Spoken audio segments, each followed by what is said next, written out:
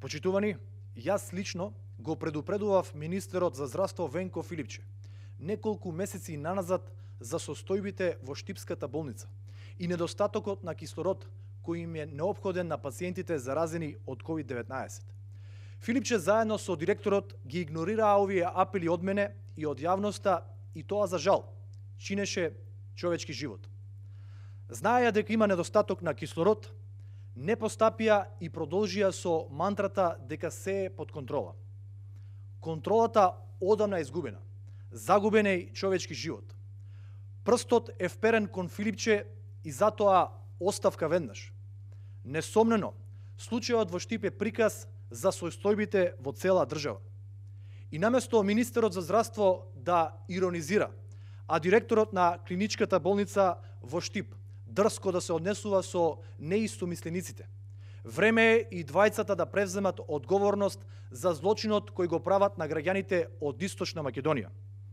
Власта остана глува на нашите неколку месечни повици за состојбите, поставување на ветениот монтажен ковид центар и конечно завршување на новата клиничка болница во Штип, која 4-та година е во застој.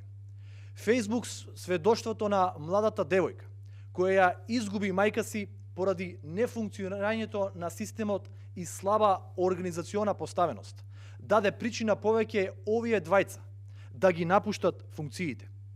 Овој двоец на менаџерски тим 4-та година ги оставаат граѓаните од Истокот без нова клиничка болница и цела година без ветениот монтажен ковид центар. Ова придонесе граѓаните да бараат спас за својот живот во скапото приватно здравство. Неодговорниот пристап на раководните структури и слабата организацијска поставеност допринесуваат секојдневно да броиме мртви меѓу роднините и пријателите, додека ковид профитерите заработуваат на грбот на сиромашниот народ. Почитувани, вториот бран на пандемијата покажа колку лошо се менаџира здравствениот систем во државата од страна на Филипче. Време е јавното обвинителство да го истражи третманот на пациентите во болницата во Штип, затоа што бројот на починати и заразени е застрашувачки. Ви благодарам. Дали има прашање?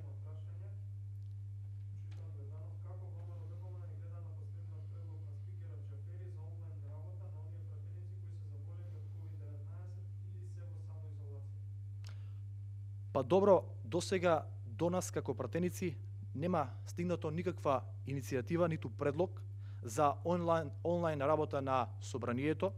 Нашиот став по однос на ова е веќе познат во јавноста, а тоа е дека ова работење е неуставно според членот 69 од Уставот на Република Македонија, кој што јасно прецизира дека собранието на Република Македонија може да работи, да заседава и да одлучува со присуство на мнозинство пратеници од вкупниот број на пратеници.